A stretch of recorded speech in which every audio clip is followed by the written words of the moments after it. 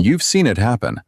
Someone rolls up their sleeve, laughs a little out of politeness, and says something like, "Honestly, I forgot I even had this." Or they keep it tucked under a watch. Or they quietly slip out of the photos where it might show. Or they smile when someone asks what it means, even though, deep down, they don't feel any connection to that story anymore. Because there's something uncomfortable here that almost nobody says out loud. We love talking about the meaning of getting inked, the freedom, the identity, the symbols we choose to carry on our skin. But we barely talk about what happens when that mark stops representing who you are. And that's where a much deeper psychology begins than most people realize. Regretting a tattoo doesn't mean the design is ugly. It doesn't mean you were reckless. It doesn't even mean that moment was fake. Very often, it means something far more complicated, that the person who made that choice doesn't really exist anymore. That's the first thing almost nobody understands. A tattoo doesn't just mark your skin. It freezes a version of you, an emotion, a chapter, a loyalty, a wound, a promise made in one very specific moment of your life. And the problem doesn't show up when the decision was wrong. It shows up when your identity changes faster than the ink. In psychology, there's a quiet tension between your narrative identity and your sense of continuity, the feeling that you're still you as the years go by. But you also change. You grow up. You lose old certainties. You drift away from people, from ideas, from earlier versions of yourself.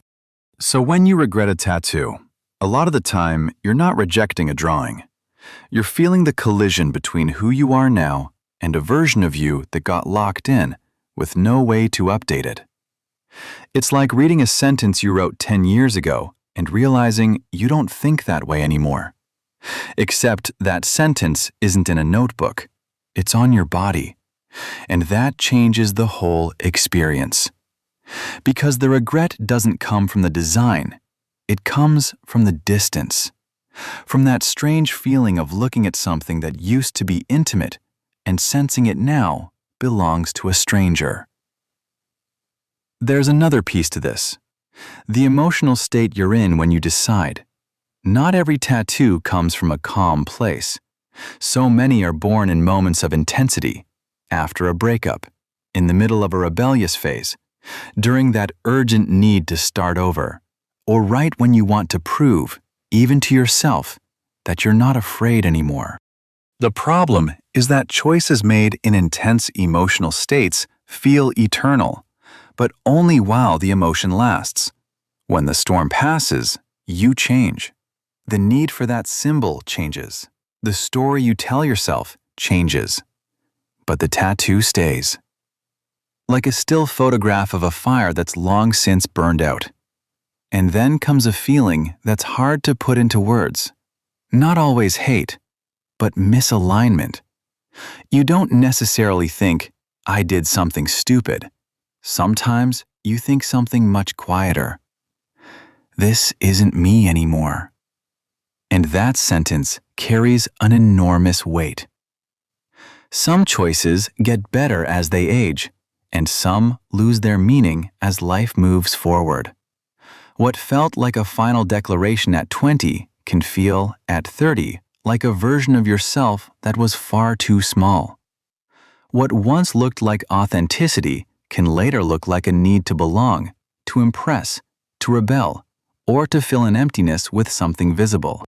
That's why the regret often isn't about looks. It's existential. It's not the ink that bothers you. It's what the ink forces you to remember. And here's another powerful layer: the way other people read it. A tattoo says something to everyone else, too. And that reading can shift over the years. You chose it to express who you are, and later you discover the mark starts to define you.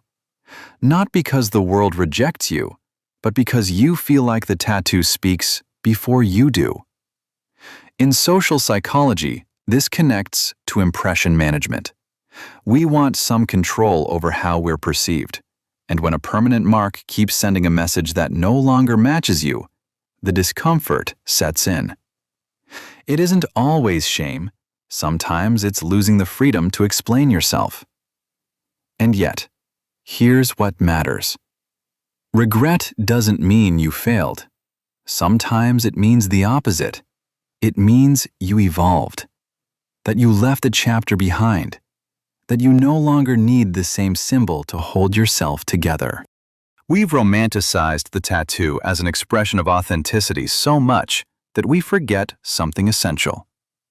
It can be just as authentic to admit that something stopped representing you. There's real honesty in saying, "This spoke for me once, but it doesn't speak for me now." Because in the end, there's nothing more human than growing beyond the person who once swore this would last forever.